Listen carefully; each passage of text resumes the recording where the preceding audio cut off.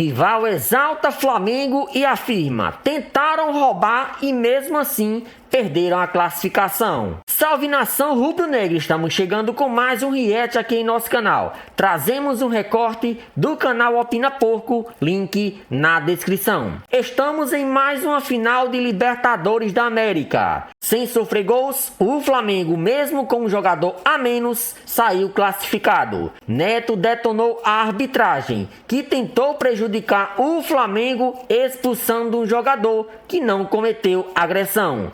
Vamos acompanhar essa análise e na sequência trazemos as últimas do nosso Mengão. Sem mais, tudo sobre o Flamengo agora. O Flamengo é o primeiro finalista da Copa Libertadores da América 2025. O Flamengo está na final da Libertadores 2025. Felipe Luiz e seu elenco conduzem a equipe rumo à final para a glória eterna. Lembrando que aquele que vencer essa competição já se garante no próximo Mundial de Clubes. Então, meus amigos, amanhã nós temos mais um jogo que vai definir qual vai ser a equipe que vai para a final contra o Flamengo e podemos ter a reedição de uma final brasileira também, caso a equipe do Palmeiras avance. Agora vamos lá. Eu falei hoje para vocês na hora do almoço que meu palpite era de empate. Eu falei isso. O jogo começou de maneira muito quente. Literalmente, o estádio do Racing virou literalmente um caldeirão, com fumaças, fogos de artifício, algo que foi estimulado, incentivado pelo técnico do Racing, que queria uma equipe aguerrida em campo, que queria uma equipe com força de vontade, que também não se intimidou, né? Para a equipe do Flamengo, no segundo tempo, principalmente quando o Flamengo tem a expulsão, coloca o time para frente, sobe linha, é propositivo até o fim. Você viu no último lance, goleiro indo para a área para tentar cabecear, para tentar fazer alguma coisa. Então a gente já sabia que seria um enredo que iria ter muitos e muitos elementos. O início do jogo, o Racing começou a tentar subir suas linhas e dar uma pressão em cima do Flamengo. O Felipe Luiz, ele vem com um elenco com jogadores jovens na frente. Então veio ali com 3 jogadores, né? Luiz Araújo, Gonzalo Plata e Carrascal. Arrascaeta centralizado para ser o grande cérebro criativo da equipe. E a princípio, a priori, nos primeiros minutos, o Racing já tentou mostrar pressão. O Racing já tentou mostrar a cara. Só que o que aconteceu? No primeiro tempo, o controle da bola, tanto que a posse da bola foi levemente maior ali do Flamengo, mas o Flamengo manteve o controle do jogo como um todo. O Racing chega querendo pressionar o Flamengo e o Flamengo utiliza aquilo que o Felipe Luiz entrou com os jogadores mais rápidos na frente para propor. Aproveitar espaço de transição e contra-ataque quando a linha do adversário estivesse alta. E é isso que o Flamengo faz em 2 oportunidades ali, que não foram super oportunidades, mas foram oportunidades criadas. E a partir desse momento o Racing se sente intimidado, né?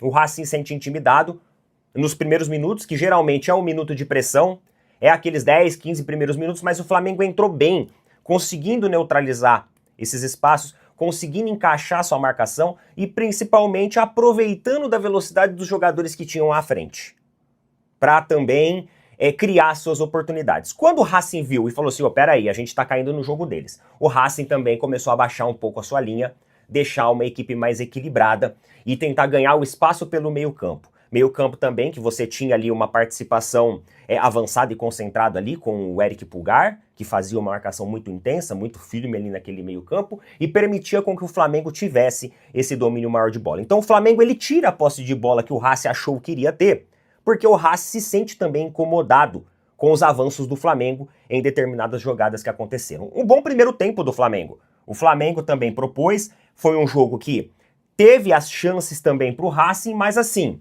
um jogo bem equilibrado, bem propositivo. Hora ou outra o Flamengo tinha o domínio e o controle da bola e começou a deixar o Racing também incomodado com isso, mas criava suas oportunidades. E isso colocava medo na equipe argentina, porque se tomasse um gol ali naquele momento, vocês sabem que a coisa ficaria difícil.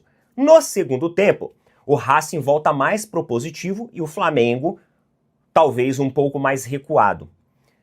Mas a grande virada de chave do jogo, galera, ela acontece justamente no lance da expulsão, né? O Gonzalo Plata não fazia uma boa partida, isso é verdade.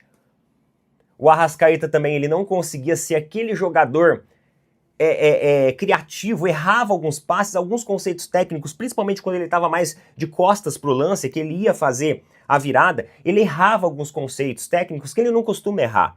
Então não fazia aquela super partida. Mas ainda assim, é o Arrascaeta. Ainda assim, eventualmente, numa chance que sobrasse, valeria a pena você ter um jogador desse lá. Penso eu dessa maneira. De repente, o Gonzalo Plata, ele é expulso. Ele tá no chão, o jogador do Racing chega nele pra forçar, né? Vamos parar de fazer cera aí e colocar o jogo pra rodar. O Gonzalo Plata dá um chega pra lá, faz assim com o cara simula que levou um golpe ali na região abaixo ali da linha da cintura. Digamos ali nos Países Baixos. E com isso, o juizão caseiro demais, cartãozão vermelho direto, sem olhar VAR. Eu vi algumas pessoas na internet falando que o Plata, ele agrediu o jogador do Racing. Mas o cara agrediu o cara ali abaixo da cintura e tal. Mas galera, o Plata fez isso com o braço. Meio que tipo assim, né, sai. E aí o jogador simulou. É só ver o replay de novo. E esse lance me preocupou. Esse lance me preocupou porque em nenhum momento o juiz quis ir no VAR para observar o lance, para ver o replay. Ele deu vermelho e ficou muito convicto do vermelho dele. Aí virou aquela discussão, aquela enrolação. Plata foi expulso, que na minha opinião aquilo era para cartão amarelo e olhe lá ainda. Aquele tipo de lance os argentinos fazem toda hora com os brasileiros. Não só argentinos, mas outras equipes também. Dentro da Libertadores acontece toda hora. Mas tudo bem, se quisesse dar um amarelo, mas o vermelho direto. Eu achei estranho. E ficou mais estranho ainda depois do lance do Marco Royo. Porque o Marco Royo pula, tudo bem, que de fato não era um lance para cartão vermelho do Marco Royo. Foi ali meio cabeça com cabeça, né? Na disputa da bola. Mas ele foi no VAR para ver. Então eu acho que o fator mais agravante, ele entra aí. Isso mostra que a arbitragem parece muito caseira. E isso me preocupa também para a partida de amanhã. Porque o árbitro de amanhã é um árbitro que tem também as suas ideias ali que saem da sua cabeça, viu? É um árbitro também que cada hora apita de um jeito. Que adora um joguinho amarrado, que adora picotar o jogo, que adora causar, que adora esquentar a discussão. Isso me preocupa para amanhã do jogo do Palmeiras. Porque se a gente tem um jogador expulso numa arbitragem caseira, a gente tá lascado. Então, na minha opinião, passaram a mão. Na minha opinião, assaltaram hoje o Flamengo lá, viu?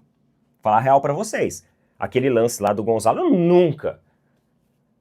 Obviamente que o torcedor rival vai sacanear, vai falar que era pra expulsão sim, mas nunca foi pra expulsão. E a partir desse momento o Flamengo se viu obrigado a mudar o esquema.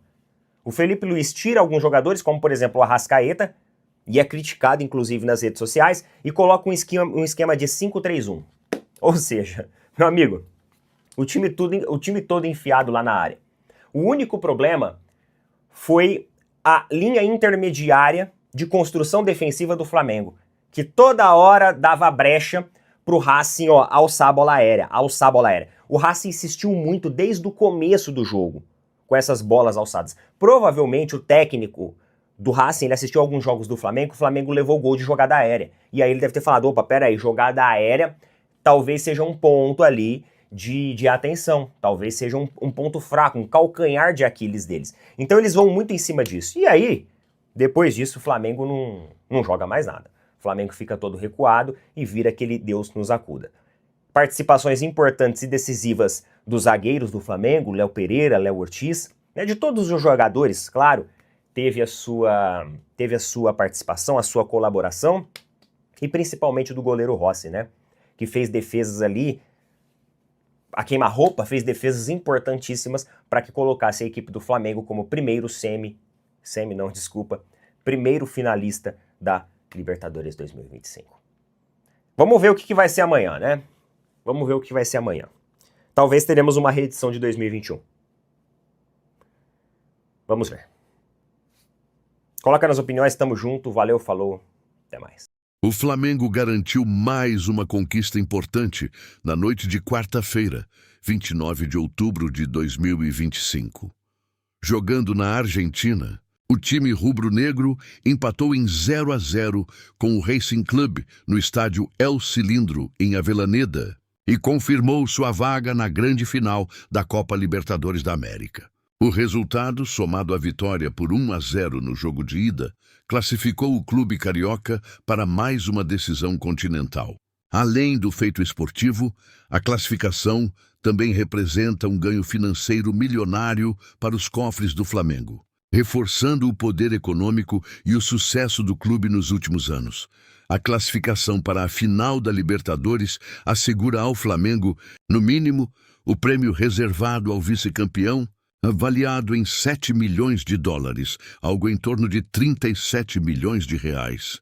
Caso conquiste o título, o clube embolsará 24 milhões de dólares, o que corresponde a aproximadamente 129 milhões de reais, de acordo com a cotação atual.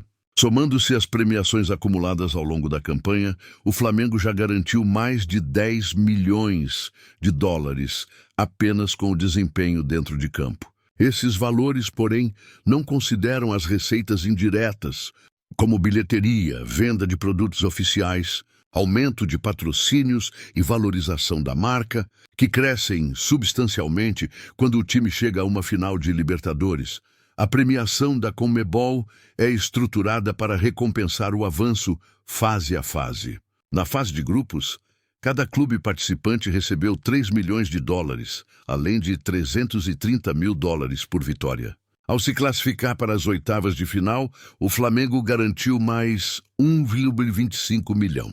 Nas quartas de final, a entidade pagou 1,7 milhão de dólares e pela vaga na semifinal, outros 2,3 milhões. Agora, com a confirmação na decisão, o clube já assegura pelo menos 7 milhões, podendo chegar aos 24 milhões em caso de título. É uma quantia que, convertida para a moeda nacional, ultrapassa facilmente a casa das dezenas de milhões de reais, reforçando o orçamento e a capacidade de investimento do time para as próximas temporadas. Do outro lado, o Racing deixa a competição com a premiação de 2,3 milhões de dólares, valor destinado aos semifinalistas eliminados. Para os argentinos, a eliminação representa não apenas uma frustração esportiva, mas também uma perda significativa de receita. O Flamengo, por sua vez, mantém viva a chance de encerrar o ano com uma das maiores premiações já registradas na história do futebol sul-americano. Agora, o adversário do Flamengo será definido na outra semifinal, entre LDU Quito, do Equador, e Palmeiras. Os equatorianos chegam para o jogo de volta com uma vantagem de 3 gols, após vencerem por 3-0 em casa. A partida decisiva acontece nesta quinta-feira, 30 de outubro, no Allianz Parque, em São Paulo.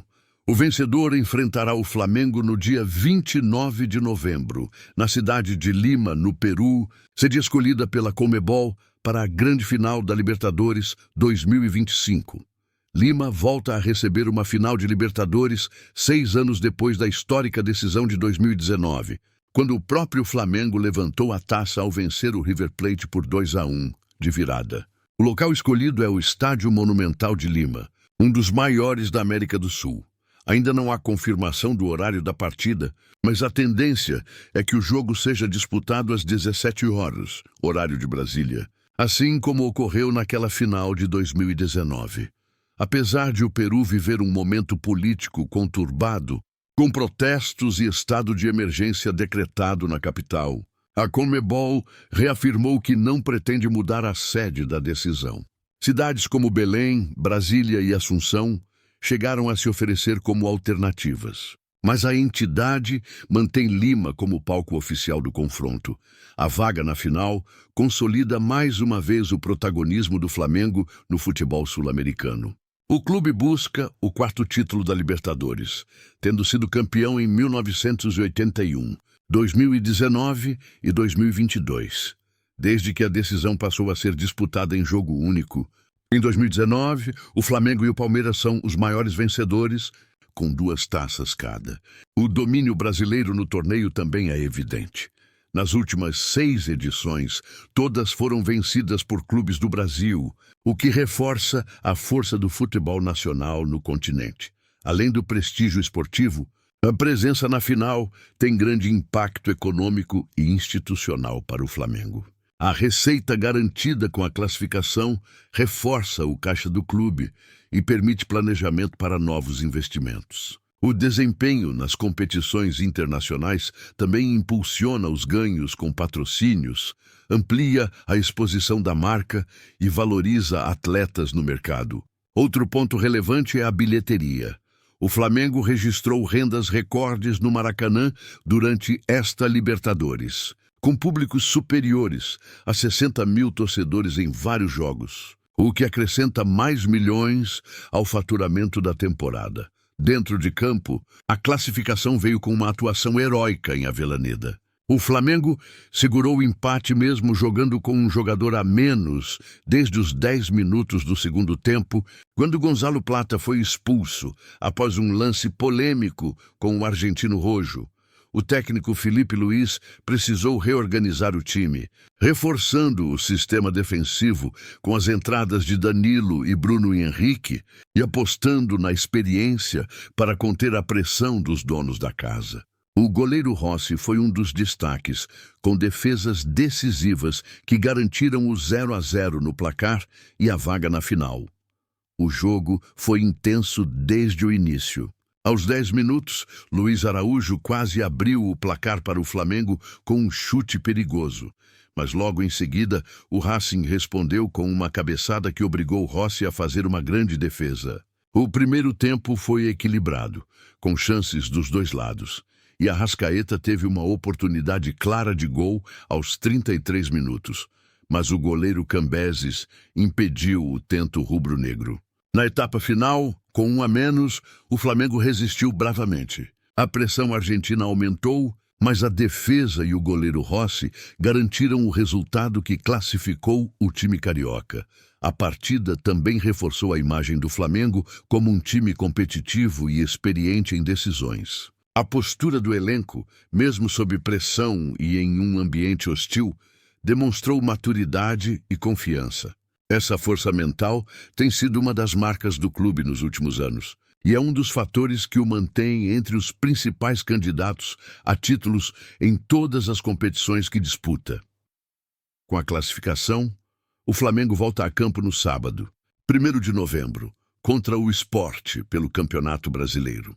A equipe pode assumir a liderança da competição caso vença, o que mostra que o time ainda luta em várias frentes na temporada. A diretoria e a comissão técnica terão agora o desafio de equilibrar o elenco entre as competições nacionais e a preparação para a final continental.